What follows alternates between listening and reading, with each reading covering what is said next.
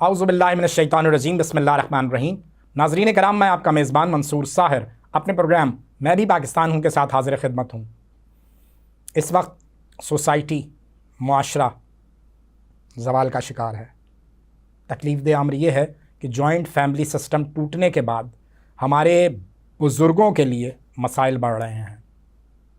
वो किन मसाइल का शिकार हुए हैं, दो चार हो रहे हैं, उनके क्या मामलात और मसाइल हैं, ये आज हम जानेंगे। और जानने के लिए आज हमने अपने इस स्टूडियो में ज़हमत दी है एक इदारा ऐसा जो इंसानी खिदमत बिला रंग, नस्ल, ज़बान, मज़हब, बिला इम्तियाज़ वो इंसानी खिदमत पे मामूर है। मैं बात कर रहा हूँ दारुल सुकून की। आज दारुल सुकून ओल्ड होम के incharge nursing manager Imran Mushtaq साहब को मैंने ज़हमत दी है अपने स्टूडियो में। अस्सलाम वालेकुम। इमरान मुश्ताक साहब के साथ तशरीफ़ फरमा हैं सिस्टर फ़जीलत इनायत। आप इंचार्ज हैं ओल्ड होम दारुल सुकून की। आदाब। इनके साथ मौजूद हैं सर बॉनशन मैनेजर दारुल सुकून। अस्सलाम वालेकुम सर। वालेकुम अस्सलाम, बहुत बहुत शुक्रिया आपका। सर आपसे बात शुरू करते हैं। जी, इस वक्त की जो सूरत हाल है, ख़ास तौर पर जो दारुल सुकून का ओल्ड होम है, वहाँ कितने लोग हैं इस वक्त बुज़ुर्ग, और कितना अरसा हुआ है ये तादाद जो है एकदम बड़ी है? मतलब अगर मैं 10 साल पीछे की आपसे बात करूं कि 10 साल पहले कितने लोग थे और इन 10 सालों में कितने लोग ओल्ड होम में आ गए, तो इस पे ज़रा सा मैं चाहूँगा कि आप रोशनी डाल दें। ठीक है। Darul Sukoon old age home MA. जिना रोड पर है। सही। कायदे आज़म मज़ार के बिलमुकाबिल। बिल्कुल ठीक। वहाँ पर अभी इस वक्त 120 गोल्डन एजर्स को हम कहते हैं, उनको गोल्डन एजर्स। गोल्डन एजर्स, हाँ, क्या अच्छी बात है। गोल्डन एजर्स वहाँ रिहाइश पजीर हैं और तमाम उनको सहूलियात वहाँ दी जाती हैं। कोई फ़ीस उनका नहीं लेते हम। और माशाल्लाह सिस्टर फ़जीलत इनायत के ज़ेरे साए वहाँ पर वो बड़े खुश हैं। और जो आप कह रहे हैं कि अगर 10 साल पहले आप देखे जाएं तो इससे आधे लोग थे वहाँ पर, और अभी 10 साल के बाद में 120 लोग हो गए हैं। और 120 हमारे यहाँ वहाँ पर मतलब है, हमारी कैपेसिटी इतनी है, अगर हम चाहें अगर इसको बढ़ा दें तो एक हफ्ते में कम से कम मतलब इस वक्त की हाँ जो सूरत हाल है उसमें तो फिर हाँ, अभी तक वहाँ पर लोग आते हैं और हमसे पूछते हैं तो हम कहते हैं कि अभी हम यहाँ पर फुल हैं, अभी हमारे पास जगह नहीं है। तो ये है एक मेरा ख्याल है एहसनाबाद या कहीं मेरे इल्म में टंडो वाला यार राश्ताबाद। अच्छा, टंडो वाला यार राश्ताबाद वहाँ पर हमारा एक इदारा बड़ा इदारा सुकून, उसमें स्पेशल बच्चे भी हैं और ज़ईफ़ और गोल्डन एजर्स भी हैं। वहाँ पर हमारे पास 1000 लोगों का कैपेसिटी है। वहाँ पर अभी सिर्फ 300 हैं। हम उनको फिर ये बोल देते हैं कि अगर आपने राश्ताबाद टंडो वाला यार भेजना है तो वहाँ हम भेज देते हैं, वरना यहाँ के वास्ते थोड़ा सा आपको वेट करना पड़ेगा। तो ऐसे लोग हैं जो वहाँ भेज भी देते हैं, लेकिन ज़्यादातर कहते हैं कि ज़ईफ़ लोग हैं, हम चाहते हैं कि उनको मिलने वगैरह आए, वहाँ दूर होगा, तो इसी वास्ते हम चाहते हैं कि हम वेट लिस्ट कर लेंगे अपने आप को और टंडो वाला यार नहीं भेजेंगे। बिल्कुल सही है। सिस्टर आपसे जानना चाहूँगा कि ये जो बुज़ुर्ग होते हैं जो अपने फैमिली, अपने बच्चों, अपने पोते पोतियों, नवासे नवासियों, अपने महल्ले, अपने अहबाब से कट कर एक ओल्ड होम में आते हैं, क्या फीलिंग्स होती हैं उनकी? फीलिंग्स ये कि अपनों को तो वो मिस करते हैं, क्योंकि अब देखिए जैसे गोल्डन एजर हैं, इन्होंने एक सिस्टम देखा है जहाँ पे था जॉइंट फैमिली सिस्टम था कि जहाँ पे सारी फैमिली मिलजुल के रहती थी, लेकिन जब इनकी एज आई है तो वो दूर हो गए हैं। तो वो फील करते हैं, याद करते हैं। हम कोशिश करते हैं कि उनको मतलब अपनापन दिखाएं, लेकिन हम अपने नहीं बन सकते। कंफर्टेबल उनको देते हैं, हर तरह से ख्याल रखा जाता है, सेहत के लिहाज से, ग़िज़ा के लिहाज से, आउटिंग, उनके रिक्रिएशन करना, लेकिन फिर भी वो तन्हाई का शिकार है। और क्या एक्टिविटीज़ क्या होती हैं सुबह से? जब सुबह होती है तो उस वक्त की क्या एक्टिविटीज़ हैं उनकी, और फिर दोपहर में, शाम में, रात में, उनका जो पूरे दिन का शेड्यूल है वो किस तरह मैनेज किया आपने? मॉर्निंग में जब स्टार्ट होता है तो सुबह नाश्ते से उनकी शुरुआत होती है। कुछ है और जो ये कितने बजे नाश्ता जो है तकरीबन सर्व 7 बजे सर्व होता है। 7 बजे नाश्ता सर्व हो जाता है। ठीक। उसके बाद फिर वो सारे फ्रेश होते हैं, आते हैं नीचे, फिर एक्टिविटी है, फिजियो होती है, उनकी जिम है हमारे पास, तो फिजियो होती है। फिर उसके साथ रिक्रिएशनल थेरेपी है, वहाँ पे जाते हैं, योगा होता है और मुख्तलिफ इवेंट्स और एक्टिविटीज़ जो है हम करवाते हैं उनसे, तो वो उसमें पार्टिसिपेट करते हैं। बिल्कुल जिस तरह के वो समझे कि ये चाइल्डहुड, सेकंड चाइल्डहुड है, तो सब इसी तरह से उनको दोबारा से वो बिठाया जाता है, जैसे क्लासरूम में टेबल लगा दिए, टेबल ए बी कर दिया, तो वो बहुत खुश होते हैं और अच्छा उनको लगता है कि एक्टिविटी करना, दोबारा उनको मेमोराइज़ करवाना जो उनकी जो भूल गए हैं, एजुकेटेड थे अपने ज़माने के जो सारे, तो वो फिर कोशिश करते कि वो मेमोराइज़ करें एक्टिविटीज़ उसमें हिस्सा लेते हैं वो। सही। इमरान मुश्ताक साहब, नॉर्मली क्या जो सेहत के मामलात होते हैं, चूँकि आप नर्सिंग मैनेजर हैं, किस तरह के केसेस ज़्यादा हैं? सबसे पहले तो बहुत शुक्रिया, तो वीनस टीवी का मैं शुक्रिया अदा करूँगा, आपका भी शुक्रिया अदा करूँगा। इस तरह के इक़दामात से हम लोग बीज बोते हैं और लोगों में अवेयरनेस आती है। जब लोग हमें सुनते हैं, हमारी बातें सुनते हैं और हम ये डिस्कशन करते हैं, तो लोगों को बहुत ज़्यादा अवेयरनेस आती है, कहीं ना कहीं फिर काम होना शुरू होता है। हमारे पास क्राइटेरिया ये है कि हमारे यहाँ हर क्लास के लोग हैं, मिडिल क्लास भी हैं, अपर क्लास भी हैं, लोअर क्लास भी हैं, लेकिन एक बड़ी आपको हैरानगी होगी कि जो अपर क्लास लोग हैं, जो अफोर्ड कर सकते हैं अपने बच्चों को, इस तरह के स्पेशल नीड्स के बच्चों को, वो लोग भी हैंड्स अप कर जाते हैं। वो लोग भी एक वक्त में आके वो फिर उन पे इतना काम नहीं करना चाहते। हमारे पास आते हैं अक्सर एडमिशन डे पे, असेसमेंट डे पे, तो उन्होंने काम तो करवाया होता है, लेकिन आपको पता है कि इंसान क्या है, हड्डी और गोश्त ही है, ठीक है। सोच का फ़र्क है, कायदे आज़म की सोच अलहदा थी, आइंस्टाइन की अलहदा थी, इसीलिए उनका नाम है। तो इसलिए हमारे पास जो है ना, अच्छे डॉक्टर्स और अच्छे जो सलाहकार हैं उनकी बहुत कमी रही। लेकिन अब ये 20 सालों से, गुज़िश्ता 20 सालों से हर एक डोमेन बन गई, मुख्तलिफ डोमेन बन गए, न्यूरो की अलहदा बन गई, साइकेट्रिक की अलहदा बन गई, हर एक डोमेन पे काम हो रहा है। पहले एक ही डॉक्टर होता था और वो सारी चीज़ों को देख रहा होता था। इसी तरह इन स्पेशल नीड्स के बच्चों पे भी बहुत ज़्यादा काम हुआ, बहुत ज़्यादा चेंज आया माशरे में। तो इस चेंज को फिर हम लोगों को अवेयरनेस देते हैं, लोगों को एक रोड मैप बना कर देते हैं। जब हमारे पास एक पेशेंट आता है, हम उनका असेसमेंट करते हैं, हम देखते हैं कि उनके पास भेजा जाए जो एक काबिल डॉक्टर है, जो उनको बेहतर सलाह दे पाए और जिसकी डोमेन में पेशेंट को जाना चाहिए। न्यूरो और साइकेट्रिक 2 चीज़ें होती हैं, और न्यूरो साइकेट्रिक के लिए हम दोनों जगहों पे हम आगा खान में अप्रोच करते हैं। हमारे साथ अटैच्ड हैं डॉक्टर सिद्रा कलीम हो गई, डॉक्टर सनम बानो हो गई, डॉक्टर शहनाज इब्राहिम हो गई और डॉक्टर प्रेमचंद हो गए जो आगा खान से हैं, और डॉक्टर रमन कुमार बहुत मशहूर हैं, उनका वो हो गए। तो हम इनकी डोमेन में न्यूरो के पेशेंट्स को भेजते हैं। इनका एक असेसमेंट हो जाता है, हमारे पास एक रोड मैप बन जाता है, हमारे पास एक ये बन जाता है कि हमें शॉर्ट टर्म गोल क्या अचीव करने हैं, लॉन्ग टर्म क्या अचीव करने हैं, और फिर हम इन गोल्स को लेकर हम उन पेरेंट्स से डिस्कस करते हैं। अच्छा, इसके लिए पेरेंट्स को बहुत ज़्यादा मुश्किलात पेश आती हैं, क्योंकि पेरेंट्स के लिए अब जो एक चल रहा है चीज़ें कि फाइनेंशियली बहुत ज़्यादा महंगाई हो गई है, सैलरीज़ कम है और ये कॉस्ट बहुत ज़्यादा है, मेडिकल फैसिलिटीज़ की, लैब टेस्ट और ये सारी चीज़ें, डॉक्टर्स की फीसेस, ये वो। तो उसके लिए हम उनको पूरी हेल्प करते हैं, हम उनका एक पूरा रोड मैप बना के देते हैं और उसमें हम उनको भेजते हैं न्यूरो और साइकेट्रिक के पास। हम उनका ख़ुद ये प्लान बना के देते हैं, फिर वो जो असेसमेंट के लिए टेस्ट वगैरह करवाते हैं वो ख़ुद हम परफॉर्म करवाते हैं, अपने पास से परफॉर्म करवाते हैं। हमारे पास एक पूरा सिनेरियो आ जाता है, इस बच्चे पर हमने ये काम करना है। अच्छा, उसके बाद हम जो है क्योंकि जगह का बताया इन्होंने कि हमारे पास बहुत कमी है, अभी हमारे पास 325 बच्चे हैं जो हेड ऑफिस में हैं, तो इसके लिए हम फिर ये करते हैं कि हम हर किसी को तो रख नहीं पाते, लेकिन हम एक रोड मैप तैयार करके उनको ही हेल्प कर देते हैं कि फ्यूचर में फिर उनको कहीं रेफ़र कर देते हैं हम ये सारी चीज़ों के साथ।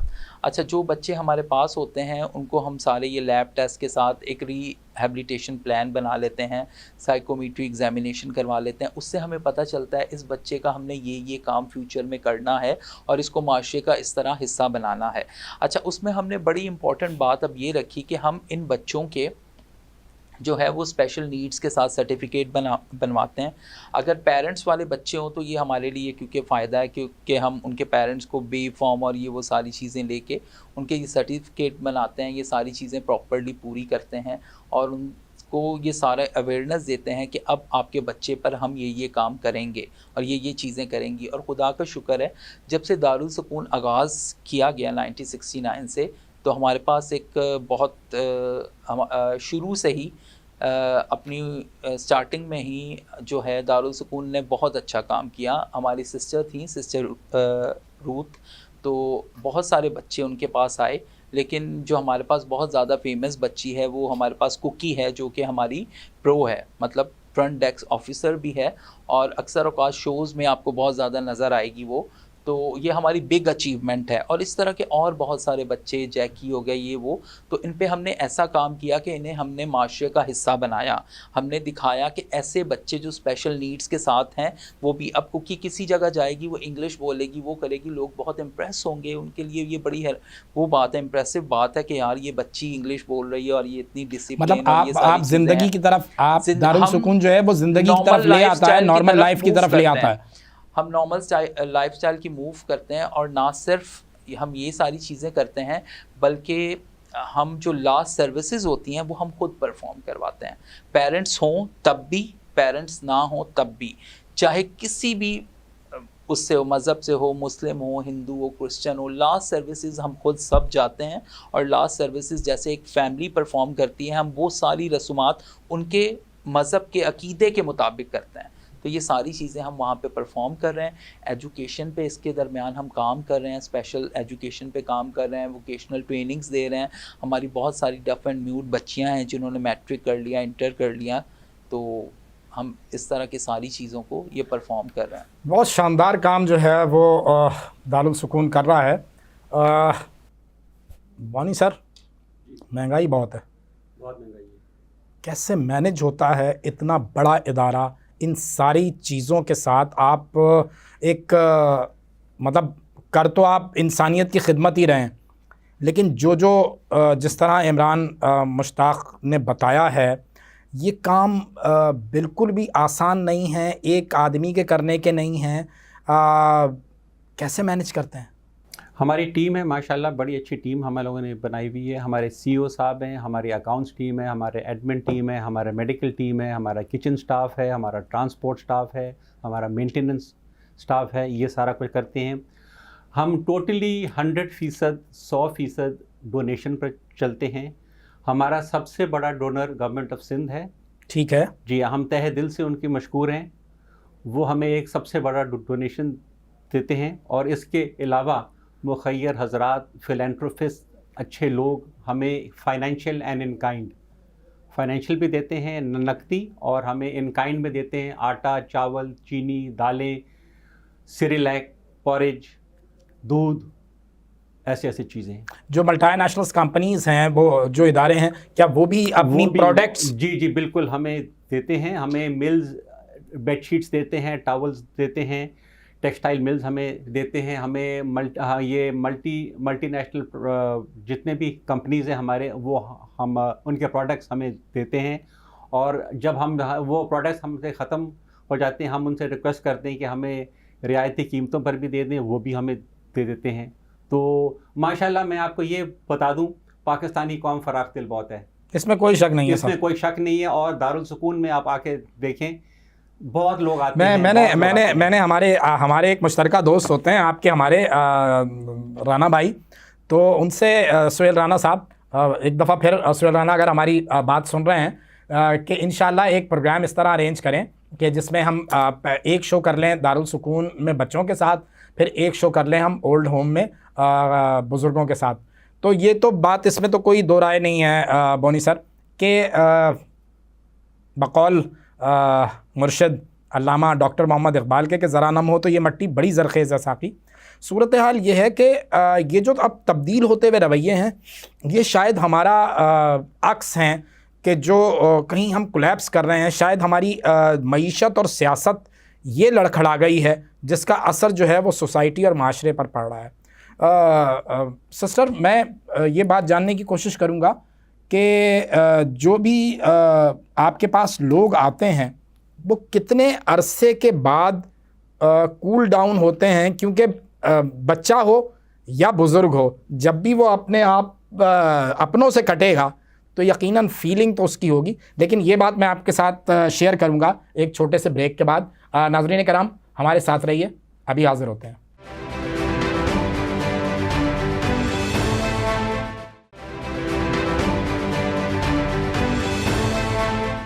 वेलकम बैक नाज़रीन। सिस्टर, मैं ये पूछ रहा था आपसे ब्रेक पे जाने से पहले कि कितना वक्त लगता है एक बच्चे को और एक बुज़ुर्ग को आपके साथ एडजस्ट होने में, माहौल के साथ एडजस्ट होने में? बच्चे को तो शायद जल्दी वो एडजस्ट हो जाता है, क्योंकि बच्चों को बहलाना बहुत आसान है और वो बच्चों में बच्चा वो मिल जो है जाता है। लेकिन बड़ों को बहलाना थोड़ा सा मुश्किल है। जब शुरू में आते हैं तो थोड़े चिड़चिड़े होते हैं और फिर वो चाहते हैं कि अपनों की आवाज़ सुने, बार बार कहेंगे कि कॉल मिलाओ, बात करनी है। और अगर किसी ने जवाब नहीं दिया फिर वो ज़ाहिर है कि गाली गलौज भी करते हैं अपने बच्चों को जो छोड़ के गए हैं, वो ऐसे कर दिया, हमने सारी उम्र उनके लिए किया, अभी बात नहीं सुनते हैं। लेकिन फिर वक्त के साथ साथ महीने 2 महीने बाद कूल डाउन हो जाते हैं और फिर माहौल में ढल जाते हैं, तो फिर उनको अच्छा लगता है। बॉनी सर, ये जो सोसाइटी में चेंज आ रहा है, मतलब फिर तो एक दारुल सुकून से काम नहीं चलेगा। ये तो आपको एक 4 करोड़ की आबादी का शहर हो रहा है सिर्फ कराची, 4 से 5 करोड़।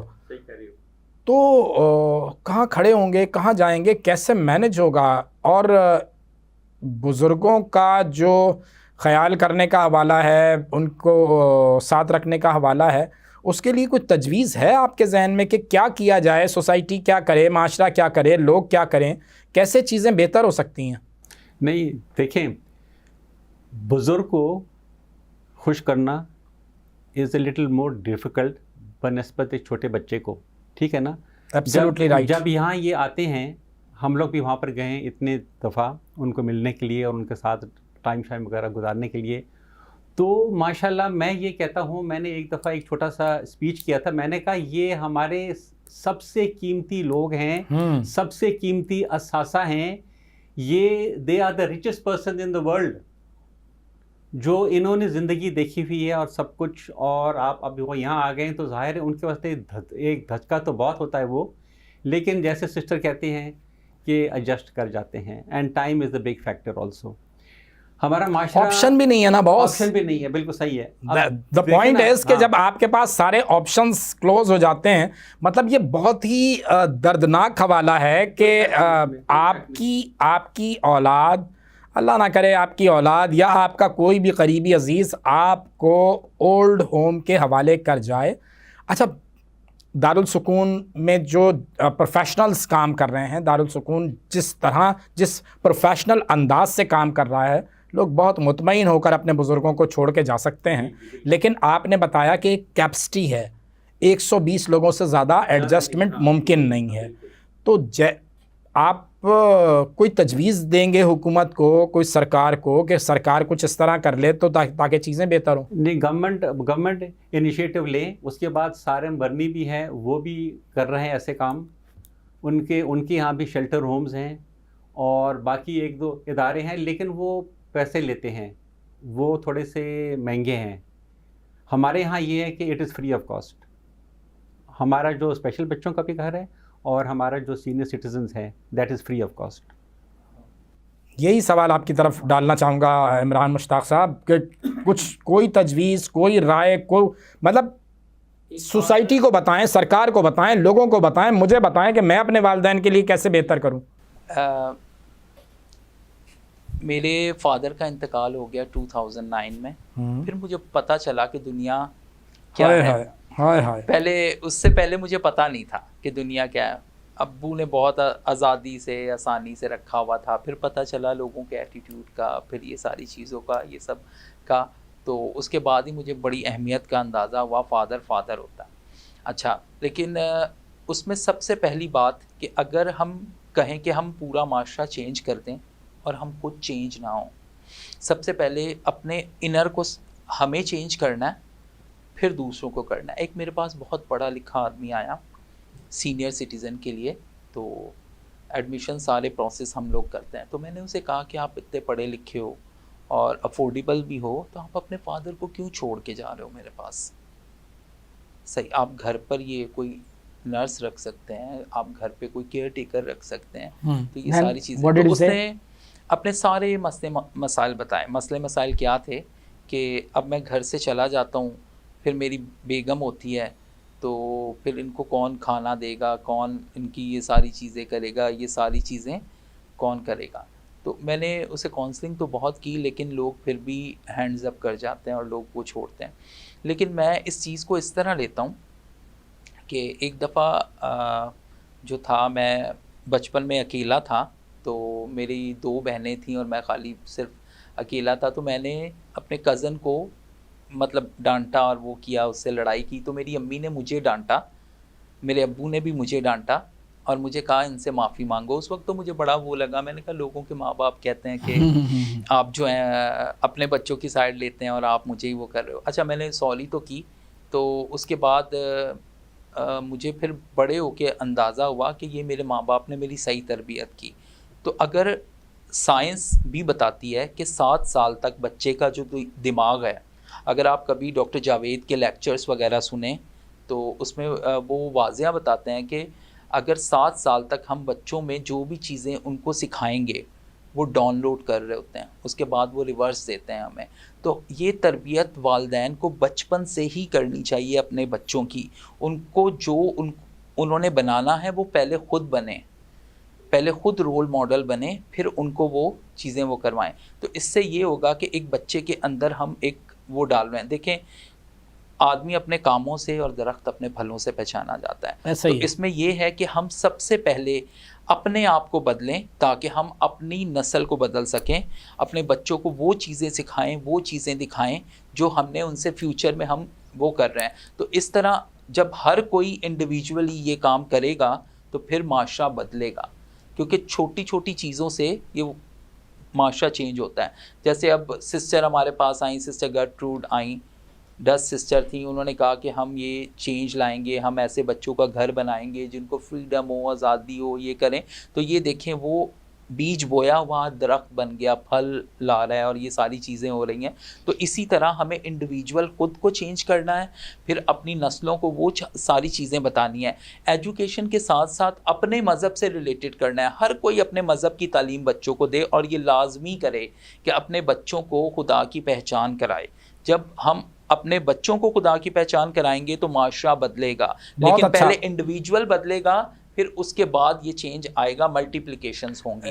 इमरान मेरे भाई, बिल्कुल आपने ठीक कहा। जब आप खुदा की पहचान करा देते हैं ना, तो जिस बच्चे को खुदा की पहचान हो गई उसको ईसार, वफ़ा, खुलूस और इंसानियत की पहचान अज़ खुद हो जाती है।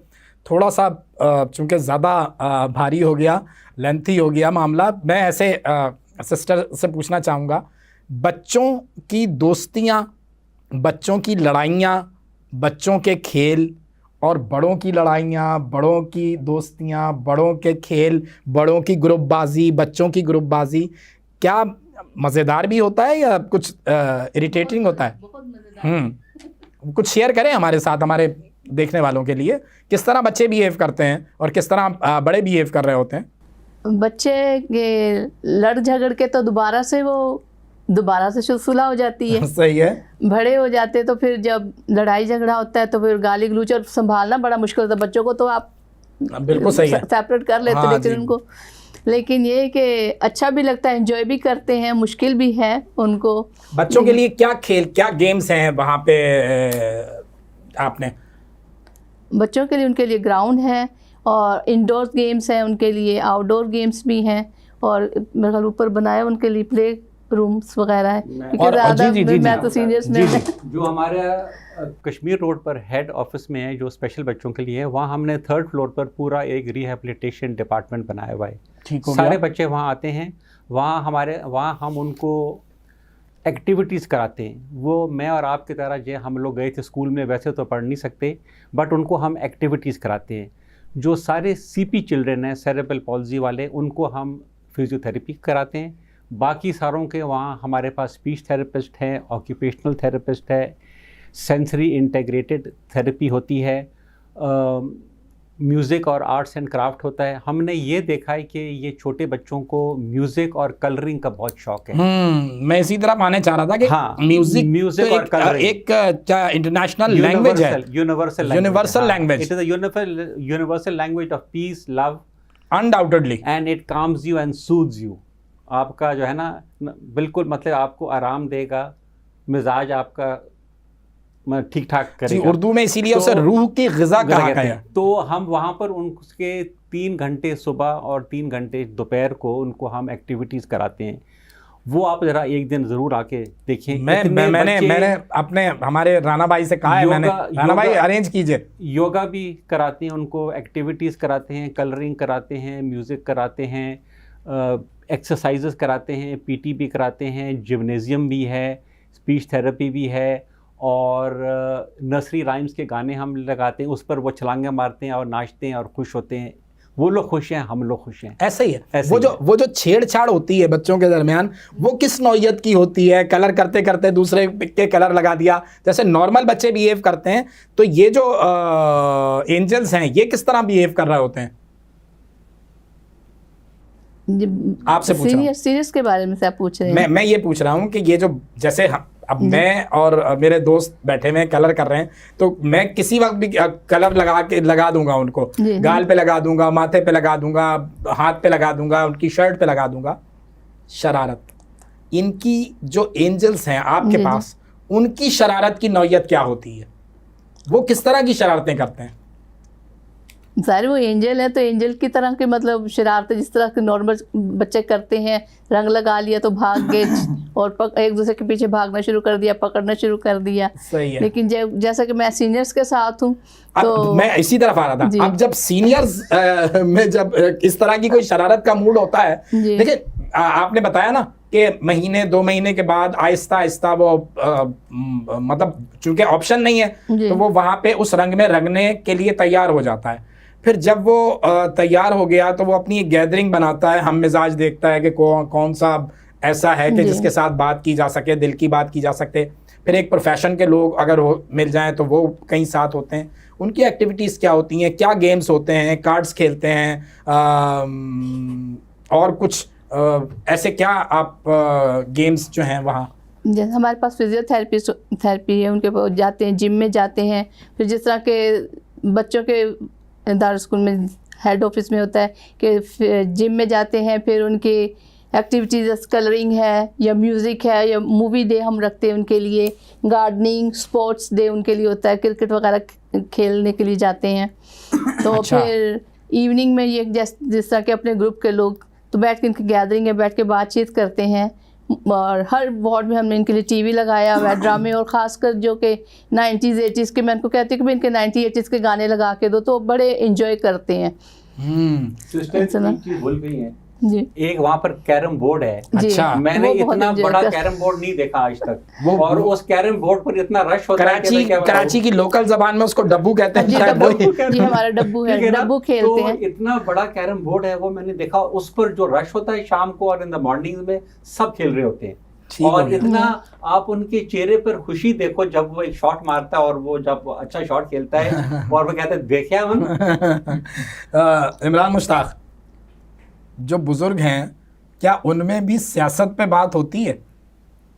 बुजुर्गों में मतलब इस वक्त तो पाकिस्तानी हो और सियासत पे बात ना करे। पाकिस्तान का तो जो है वो किसी बड़े से बड़े इदारे का सरबराह है, या वो चपरासी है, या एक पान वाला है, वो भी पूरे पत्ते लगा रहा होता है सियासत पे। आपस में अक्सर औकात सियासत तो हर जगह आपको पता है होती है, तो छोटी छोटी बातों पे फिर वो मतलब क्योंकि सिस्टर उनको ऑन कर रही होती हैं तो वो सिस्टर के पास शिकायतें लेके आते हैं, इसने मुझे ये कहा, इसने मुझे ये कहा, इसने मुझे ये कहा।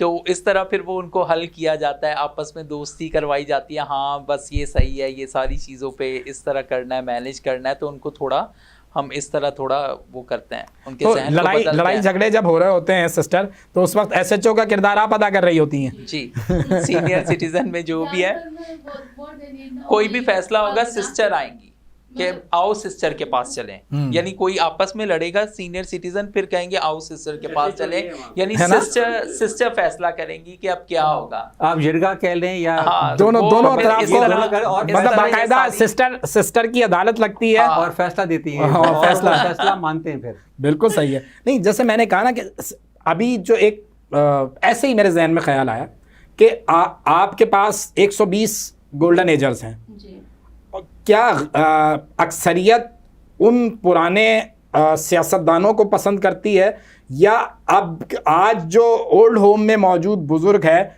वो भी कैदी नंबर 804 को पसंद करता है?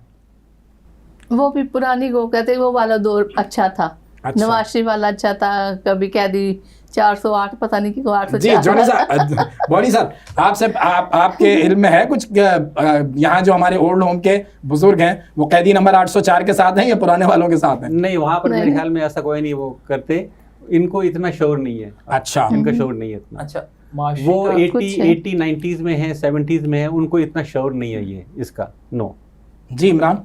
मैंने कहा माशरे का अलमिया ये है कि हम लोग कहते हैं पहले सही था अब सही नहीं है, तो मतलब इंसान के अंदर ना मतलब थैंक्स गिविंग तो बहुत कम हो गई है, तो वो ये कहते हैं पहले का दौर सही था वो नहीं। और ये सीनियर सिटीज़न की बात नहीं है, ये आप नॉर्मल लोगों में भी ये देखें तो आपको नॉर्मल जो लोग हैं, यंग एज लोग हैं, यंग ग्रुप्स हैं, उनमें भी आपको ये बात नज़र आएगी, पहले सही था अब सही नहीं है। तो ये सारी चीज़ें जो हैं आजकल नौजवानों में भी बहुत ज़्यादा हैं, और इससे हम थैंक्स गिविंग नहीं करते, इससे आपके अंदर इत्मीनान, तहम्मुल और सब्र नहीं रहता। जब हम नाशुक्रापन करते हैं, जिसको आम ज़ुबान में कहते हैं, तो इससे हम जो है ना बहुत हट जाते हैं, तो इससे बहुत ज़्यादा बेइत्मीनानी, बेचैनी और फ़ैसला लेने की ताकत जो होती है वो यंगस्टर में और लोगों में बहुत ज़्यादा कम हो गई है इन सारी चीज़ों से, छोटी छोटी चीज़ों से। और जब हमारे पास एक पेशेंट आता है तो वो उसकी हिस्ट्री में क्या होता है,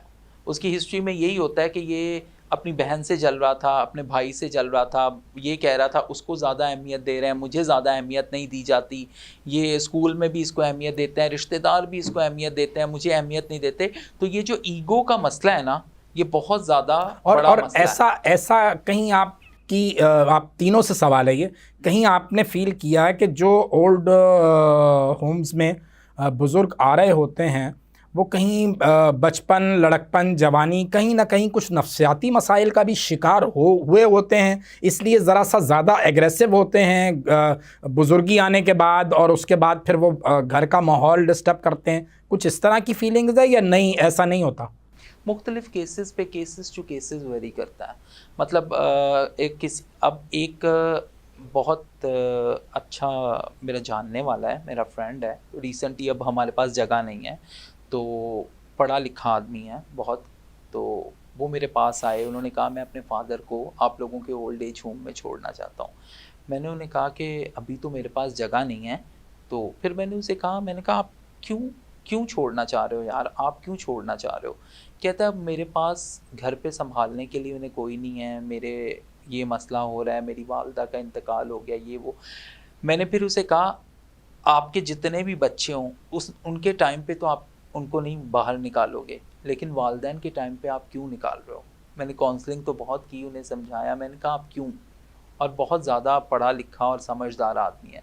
तो लोग जो है ना, मतलब पेरेंट्स को बाहर निकालना ओल्ड एज की तरफ अब फैशन उन्होंने कर दिया हुआ है। अब हमने बाहर से चीज़ें जो है ना, इंग्लिश के साथ साथ ये सारी चीज़ें भी लेकिन बाहर तो जो मेरे पास इत्तलात हैं वो तो ये हैं कि वहाँ तो उनको मतलब वो बाज़ घरों से लोग बुज़ुर्ग जो हैं वो ओल्ड एज होम आ जाते हैं और वहाँ ज़्यादा अपने आप को कंफर्टेबल महसूस कर रहे होते हैं, वो इतने ज़्यादा वसाइल रखते हैं।